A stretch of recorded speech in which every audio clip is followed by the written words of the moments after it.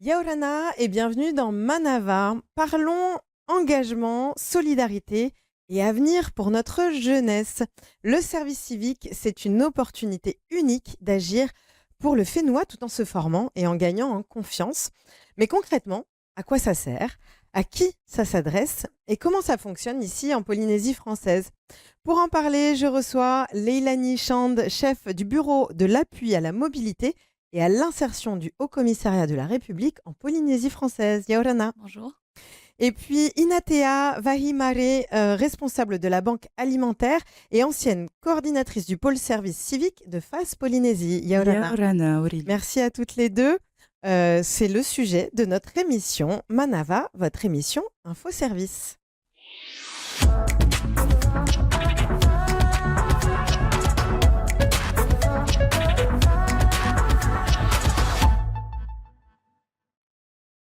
S'engager, ce n'est pas seulement donner de son temps, c'est aussi apprendre à se connaître, à se rendre utile et à grandir.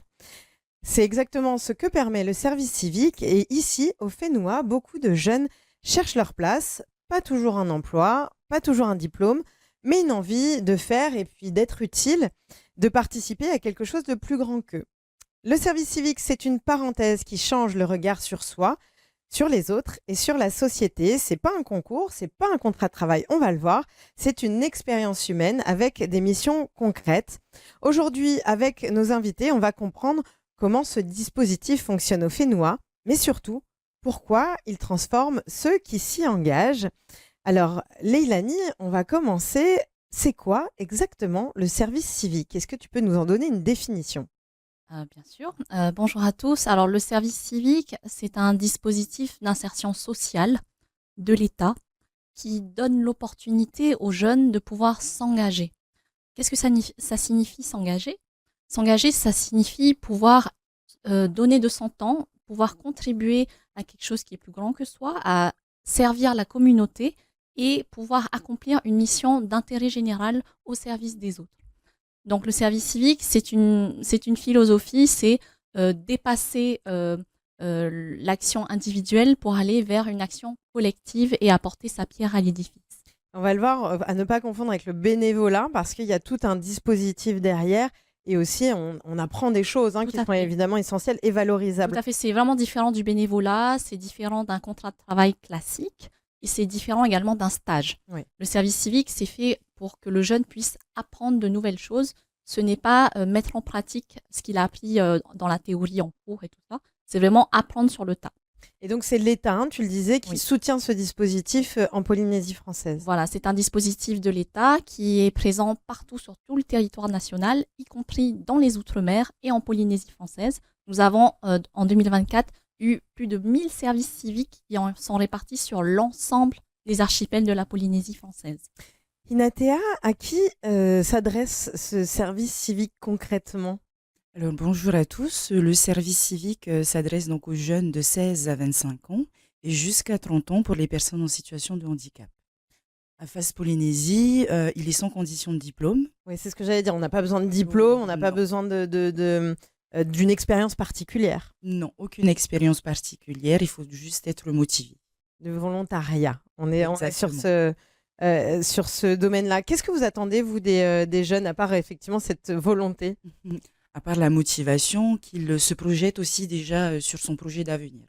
Parce que dans le dispositif service civique, on se doit aussi, en tant qu'organisme agréé, de pouvoir accompagner le jeune sur sa réflexion à son projet d'avenir. Donc, qu'est-ce qu'il fera après le service civique? Oui, il faut qu'il y ait un objectif derrière tout ça. Leilani, tu l'as dit tout à l'heure, c'est pas un travail, mais on peut dire que c'est une formation, un engagement citoyen. Comment on le positionne? Alors, le service civique, c'est vraiment un engagement. Un engagement, ça signifie qu'il y a du volontariat, du volontarisme, et que le jeune vienne donner de son énergie et sa contribution à des actions collectives qui sont portées par des organismes d'accueil qui bénéficient d'un agrément par le Haut Commissariat. Mais au cours de cette mission de service civique, qui a une durée moyenne de 8 mois, le jeune, il va donc apprendre et il va pouvoir également se former. Donc, il y a 2 formations obligatoires. Une formation théorique qui est la formation civique et citoyenne de 2 jours et une formation pratique qui est le PSC1, c'est-à-dire la formation des gestes aux premiers secours. Et alors, la première formation, est-ce que tu peux juste en dire quelques mots plus précises? La formation civique et citoyenne, en fait, elle consiste à pouvoir apporter des informations sur la vie en société aux jeunes, ses droits, ses devoirs. C'est un peu notre éducation civique à l'école fut une époque, je ne sais pas si ça En existe quelque encore, sorte, oui, en mais quelque comprendre sorte, le fonctionnement de la société. les institutions, comment est organisée notre République, le droit de vote, la laïcité, voilà, tous ces thèmes qui vont faire que le jeune va pouvoir se les approprier et puis être un citoyen éclairé de demain. D'accord. Hinatea, les jeunes qui viennent vers FAS, comment est-ce qu'ils découvrent ce dispositif en général? C'est quoi? C'est les réseaux sociaux? C'est un copain? C'est les associations? C'est dans les établissements scolaires? Alors, lorsque nous recrutons des services civiques, nous faisons une diffusion déjà sur le site officiel, le site national, et puis via notre page Facebook. D'accord. Donc souvent, c'est du bouche à oreille ou les réseaux sociaux. Ça marche Oui, ça marche plutôt très bien. comme ça. Ça marche bien aujourd'hui, c'est sûr. Compléter, Oui, bien sûr. c'est vrai, toutes les offres de mission de service civique sont publiées sur le site, la plateforme servicecivique.gouv.fr. Et donc, sur cette plateforme sont recensées toutes les offres de mission, qu'elles soient en Polynésie française ou dans un autre département métropolitain ou d'outre-mer. On reviendra sur ce site-là en fin d'émission dans nos recommandations. On vous montrera un petit peu ce site, comment il fonctionne rapidement. Finalement, ça fait partie d'une politique d'insertion pour les jeunes, ce service civique. Oui. L'idée, c'est d'amener vers une insertion professionnelle. Pas forcément professionnelle, mais plutôt une insertion sociale. À la fin du service civique, l'objectif, c'est pas d'être inséré professionnellement, d'avoir un job à la clé. C'est de pouvoir préparer le jeune à son avenir, qu'il se pose les bonnes questions comme c'est une étape dans sa vie d'adulte, il va se dire vers quoi je veux aller, qu'est-ce que je veux faire plus tard, vers où je veux me diriger. Peut-être vers quoi je ne veux pas aller voilà, aussi. il y a ça aussi, de ne pas savoir où on veut aller. C'est très important pour que le jeune il ait ce temps de réflexion qui lui permet à la fois de mûrir, de grandir et de savoir la trajectoire qu'il veut suivre. Et puis finalement, il est entouré de professionnels aussi qui sont là pour...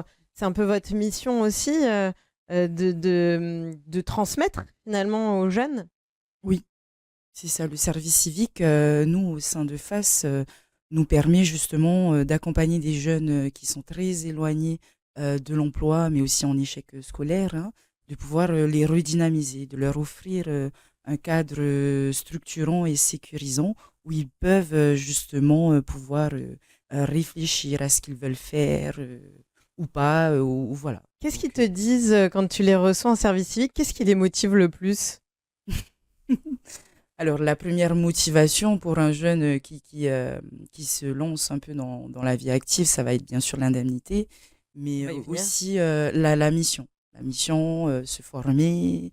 Avoir du lien social aussi parfois? Oui, aussi bien le contact avec le public, le fait de pouvoir participer aussi.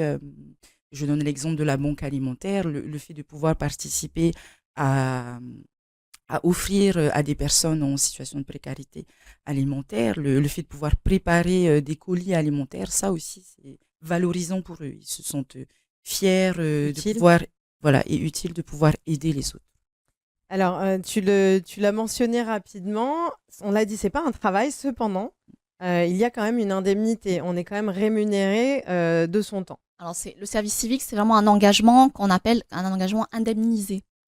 Donc, l'indemnité qui est mensuelle s'élève à 66 000 francs, donc versée directement par l'État. Donc, l'agence du service civique en métropole va directement verser cette indemnité aux jeunes sur son compte bancaire. Et compléter cette indemnité principale est complétée d'une indemnité complémentaire qui est versée par l'organisme d'accueil, qui s'élève à 13 705 francs, ce qui fait au total, en additionnant les deux indemnités, 80 000 francs chaque mois. Ce qui n'est pas anodin quand on est jeune et qu'on commence, qu'on essaye en tout cas de s'en sortir. Alors, pour avoir cette indemnité, quelles sont les étapes? Comment on va s'inscrire? Est-ce qu'on s'inscrit? Est-ce qu'il y a un dossier à faire? Comment ça fonctionne concrètement? Alors, comment ça fonctionne? Vraiment, il faut que les jeunes ils aillent chercher les offres de mission sur le site servicecivique.gouv.fr. On a parlé. sur les réseaux sociaux. Les organismes agréés publient les offres de mission sur leur page Facebook et sur leur page sur les réseaux sociaux. Une fois que le jeune est intéressé, il candidate directement auprès de l'organisme d'accueil. CV, pas CV, lettre de motivation, pas de lettre de motivation. Ça dépend vraiment des organismes d'accueil. Chaque organisme est différent. Voilà. Et ensuite, l'organisme d'accueil va sélectionner les premiers candidats qui auront été intéressés. Et ils vont donc faire un entretien de recrutement. Et c'est comme ça que cela peut déboucher à un contrat d'engagement en service civique. Est-ce qu'on peut être accompagné pour la préparation de ces entretiens? Quand on n'a jamais fait un entretien, ça peut être un peu aussi intimidant. Je sais pas, tu as dû en recevoir, toi. Oui.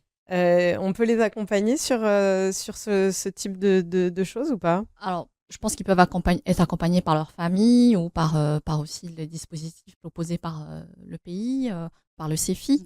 Après, les organismes d'accueil sont plutôt bienveillantes. Ouais. Ils savent que c'est une première et que c'est pas forcément évident. Des personnes qui sont dans une recherche de première expérience et tout. Donc, il y a vraiment ce côté bienveillant, ouvert et pas du tout en mode je fais ma sélection. On n'est pas dans le jugement. Non, on n'est pas dans le jugement. Quand tu les reçois, toi, c'est quoi tes critères, par exemple? Alors nous, on a un process bien défini, donc on diffuse via nos réseaux. Ensuite, c'est notre mission locale, donc qui est basée à Pirée, qui se charge justement de rassembler tous les CV et puis de caler les entretiens. Et puis là, on va les recevoir en entretien. Donc, aucun critère spécifique à part bien sûr qu'il n'ait jamais réalisé de service civique, parce que le service civique, c'est qu'une fois, qu'il ait 25 ans ou moins de 25 ans, pas plus, et si plus, qu'il puisse nous fournir une attestation qui le reconnaît personne en situation de handicap. Donc, s'il a coché tous ces critères... Le casier judiciaire, ça peut être un critère? Non. Il peut être demandé. Il peut être demandé si la mission pour laquelle qui est confiée aux jeunes implique d'être en contact avec des personnes vulnérables. D'accord. J'entends par personnes vulnérables des enfants ou des personnes en malade, ou des personnes âgées. Voilà. D'accord. Uniquement pour ces cas-là. Très bien. Donc, il y a quand même ces critères d'âge. Même si on est dans les îles, on peut candidater pour venir à Tahiti, par exemple, ou l'inverse, de Tahiti vers les îles. Oui. Est-ce que dans ces cas-là, on est accompagné en termes logistiques, hébergement ou transport, ce genre de choses? Alors, il n'est pas prévu d'aide spécifique pour le transport, pour aller d'un point A à un point B pour accomplir sa mission. Il faut que le jeune il soit sur place ou soit que l'organisme d'accueil ait prévu un petit budget pour ça. C'est possible. Donc, si l'organisme se dit j'ai besoin de faire venir... venir... Si l'organisme a dit c'est ce jeune que je souhaite, mais qui n'est pas sur l'île ou dans la commune en question, si elle a les moyens de le faire venir pour accomplir cette mission dans le lieu choisi, pourquoi pas. Mais c'est vrai qu'il n'y a pas de prise en charge par l'État. Alors, on le disait, donc, je le répète, ce n'est pas un travail. Cependant, il y a un contrat. C'est un contrat d'engagement? C'est ça. Alors, le jeune, une fois qu'il est choisi par l'organisme d'accueil et qu'ils se sont entendus sur l'offre de mission et la manière dont ils vont travailler ensemble, le jeune va signer un contrat d'engagement pour une durée qui peut varier entre 6 à 12 mois. Généralement, on est sur une moyenne de 8 mois pour tous les contrats. Vraiment pour faire la distinction par rapport à un CDD lambda. Et ce contrat d'engagement va spécifier les droits du jeune. Par exemple, un contrat, ça veut dire droit et devoir, quoi qu'il arrive des deux côtés. Autant il a des horaires à respecter. Donc, les horaires, ça peut aller de 24 heures à 35 heures hebdomadairement. Et il a également droit à des jours de congé. Donc, un jeune a droit à 2 jours de congé par mois durant toute la durée de son service. C'est week-end.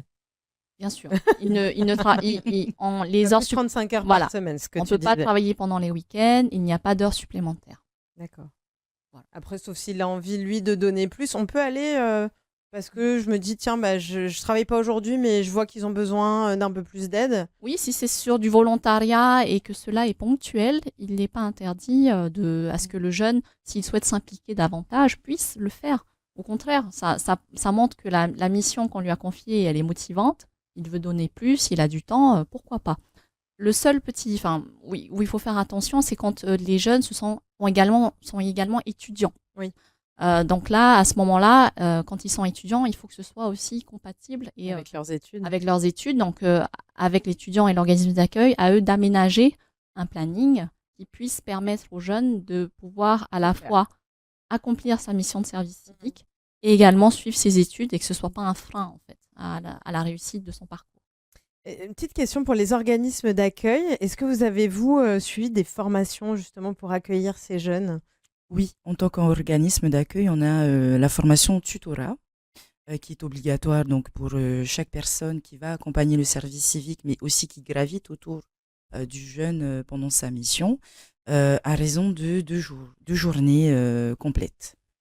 Ces formations sont dispensées, enfin sont organisées par... Ça va avec l'agrément finalement. Oui, Oui. oui, Une fois qu'on est agréé, de toute façon, il faut Oui. suivre oui, ces formations. c'est C'est important obligatoire. aussi pour que les parents, les jeunes comprennent aussi qu'ils sont encadrés par des gens qui savent ce qu'ils font et avec toute la bienveillance dont on a parlé tout à l'heure. Pour continuer dans les choses très pragmatiques, est-ce que on a cette formation, enfin ce service civique est pris en compte par la CPS? Est-ce qu'on a un statut auprès de la CPS? Alors oui, les services civiques ont un statut auprès de la CPS. Alors ils sont affiliés au régime des non-salariés, D'accord. le RNS. Ce régime leur donne droit à une couverture d'assurance maladie, également à tout ce qui est prise en charge en cas d'accident du travail et également en cas de maternité aussi. D'accord. Donc tout ça, c'est couvert par la CPS et les cotisations sociales à la CPS ne sont pas payées par le jeune directement. C'est l'organisme d'accueil qui va donc verser les cotisations sociales pour le jeune et ensuite l'organisme d'accueil se fait rembourser par l'État. L'idée, c'est pas d'alourdir forcément le budget du jeune et Non. qu'il puisse Non. profiter de cette indemnité dont on parlait tout à l'heure. Est-ce qu'on est éligible aussi, par exemple, à des bourses ou à des aides au logement quand on est en service civique? Alors l'un n'empêche pas l'autre. Le service civique, pour l'aide au logement, en tout cas l'aide au logement étudiant de l'État, c'est pas un critère. Ça ne nous exclut pas Non, en fait non, de ça exclut pas de du ces tout. aides. On peut être service civique et bénéficier d'une aide au logement étudiant. Pour tout ce qui est bourse également, que ce soit les bourses de l'État qui sont validées par le vice-rectorat ou les bourses du territoire, le service civique, l'indemnité n'est pas prise en compte dans le calcul de la bourse. D'accord. Donc ça c'est bien aussi. Oui, c'est pas excluant. C'est important aussi pour les étudiants de les rassurer sur Voilà. sur Donc ce c'est point-là. vraiment, voilà, c'est compatible, on va dire. Ensuite, sur les aides qui sont apportées par la CPS, le droit au complément familial ou les aides au logement familial, ce sont des dispositifs de la CPS et donc ils vont, pour le droit au complément familial, la CPS ne regarde pas non plus, ne prend pas en compte l'indemnité du service civique dans le calcul de ce droit au complément familial, tandis que pour l'aide au logement familial, la CPS va regarder l'ensemble des revenus et de la composition du foyer. D'accord. Donc là, l'indemnité Là, du on service prendra en civique. considération Voilà. ce qui est normal. Est-ce qu'il y a des missions, des thématiques finalement de missions qui sont peut-être les plus courantes ici, parce qu'on l'a dit, hein, c'est pour la Polynésie, les Outre-mer et la métropole. Donc j'imagine qu'il n'y a pas forcément les mêmes thématiques ici qu'ailleurs. Quelles sont les thématiques les plus courantes, Inatea? Alors, au sein de FAS, nous, on va être sur la thématique environnement et solidarité. Ouais. Est-ce qu'il y en a d'autres Oui, au total, il y a 10 thématiques Ouais. qui sont possibles au sein du service civique. Donc, ça va de la solidarité au sport, à la culture, au loisir, à l'éducation pour tous, parce qu'on a énormément de jeunes qui s'engagent dans des associations d'éducation populaire. Actuellement, j'ai des jeunes qui sont sur le Taurea Move, qui est organisé par l'UPJ. Donc, on a aussi des jeunes qui vont s'engager dans tout ce qui est mission d'éducation, qui vont travailler dans les écoles, qui vont apporter leurs aides au sein des collèges et des lycées pour améliorer le climat scolaire. Donc ça aussi, c'est très important. Et on a également des jeunes qui vont œuvrer dans le sport, dans les fédérations sportives, les associations sportives, pour inculquer et développer les valeurs du sport auprès des jeunes. Alors, tu donnais un exemple concret, hein, la banque alimentaire, donc préparer les colis pour les personnes vulnérables. Et dans le domaine de l'environnement, à FAS, quel type de mission peuvent avoir les jeunes? Du démantèlement de matériel informatique, du reconditionnement de palettes et de la transformation de bâches publicitaires. Donc il y a quand même une Oui. petite notion physique aussi, Aussi. à mettre en place. Donc c'est pour ça qu'en plus donc, des 2 formations obligatoires du service civique, on met également en place des actions de formation complémentaires. Donc ça va aller donc, sur les gestes et postures, le port des EPI. À la banque alimentaire, il y aura aussi un peu cette partie sur la logistique. Donc on va aussi former le jeune sur la partie logistique. Qu'est-ce que c'est Euh, on va aller aussi sur tout ce qui est c'est quoi des DDM, DLC. Ils peuvent bénéficier aussi d'une formation hygiène qui est dispensée par la KIRAP et qui est obligatoire aussi. C'est vachement parce que finalement, quand tu sors de là pour ton futur métier, imaginons que je sais pas, tu vas travailler au port, tu as déjà en fait finalement ces bases-là de la posture de comment bien travailler dans un environnement professionnel. C'est l'objectif. C'est l'objectif aussi à FAS, c'est qu'ils puissent aussi, après leur service civique, avoir déjà du savoir-être dans le milieu professionnel. Garder ces notions-là. Oui. On arrive déjà sur la fin de l'émission. Est-ce qu'on peut faire le service civique, donc on l'a dit, dans les archipels? Est-ce qu'on peut aller à l'étranger ou en métropole, par exemple? Ah oui, tout à fait. Il est possible d'accomplir une mission de service civique en France métropolitaine, dans un département ou dans une ville. Des offres de mission sont publiées quotidiennement sur le site servicecivique.gouv.fr. Le déplacement est à nos frais, à ses frais propres. Voilà, donc il faut pouvoir être en capacité de se déplacer. Si l'organisme d'accueil a des crédits pour pouvoir financer le déplacement, tant mieux. Par exemple, on a eu 2 jeunes qui sont partis l'année dernière pour les Jeux Olympiques et qui ont accompli une mission de service civique à la mairie de Paris. Donc 2 Polynésiens Hyper intéressant. qui étaient en plein cœur des Jeux Olympiques à Paris en 2024. C'est formidable, c'était une expérience fabuleuse pour eux. Mais on a également la possibilité d'envoyer des services civiques dans des pays étrangers ou dans des pays de l'Union européenne. Donc ça, il faut faire une veille un peu sur le site, finalement, pour voir les missions qui sont proposées. Voilà, exactement. Et ce qui est le plus important, au final, c'est que ces services civiques, ils sont valorisables à la sortie.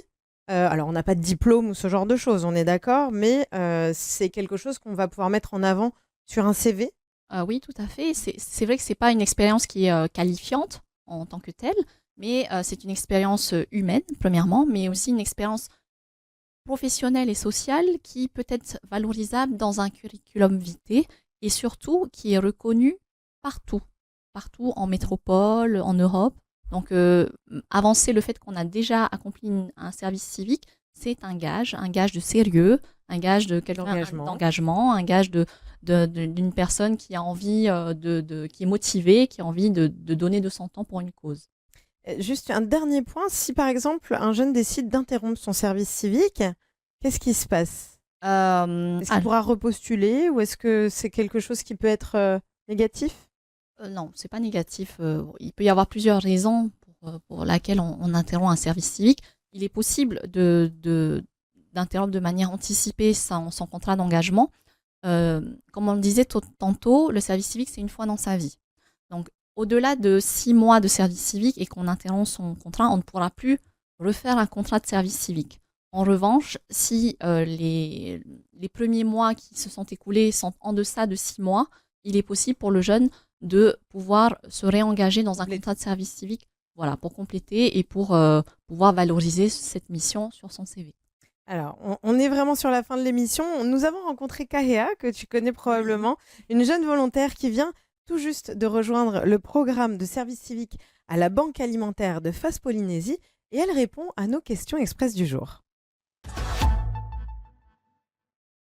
Bonjour, moi c'est Taharani Kahea, j'ai 17 ans et je suis une jeune engagée du service civique chez FAS Polynésie.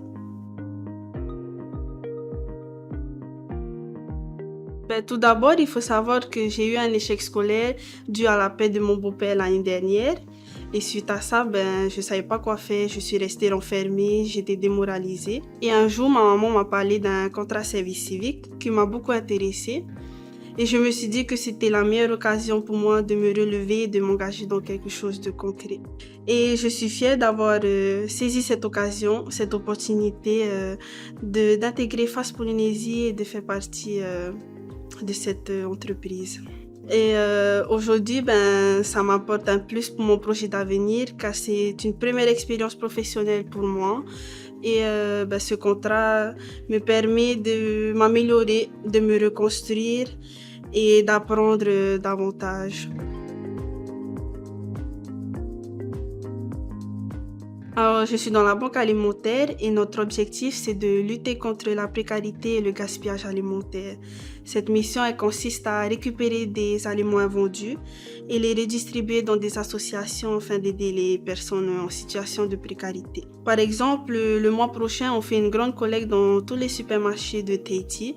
Et par cette occasion, j'invite la population à faire un don, même minime. J'aime beaucoup une citation qui dit pas de petites choses, de grandes choses peuvent être réalisées. Alors, pour les jeunes qui sont dans la même situation que moi, je recommande le service civique car c'est une belle expérience à vivre. Il y a plusieurs autres ateliers. Il y a par exemple les D3E, l'éco-palette, l'upcycling, la plomberie, nous du coup la banque alimentaire et le service d'accueil au Fariaratei. Il faut savoir que l'équipe de FAS Polynésie sera là pour vous accompagner, vous guider tout au long de votre contrat afin que vous rentriez pleinement dans le circuit professionnel. On remercie Kaya pour son témoignage et pour prolonger cette réflexion sur l'engagement, on vous recommande le livre « Et si on s'engageait » aux éditions Autrement. C'est un livre qui est paru en 2020 qui fêtait les 10 ans du service civique, un livre inspirant retraçant justement ces 10 années de service civique à travers les témoignages de jeunes et de personnalités engagées, le portrait d'une génération qui choisit d'agir plutôt que de subir.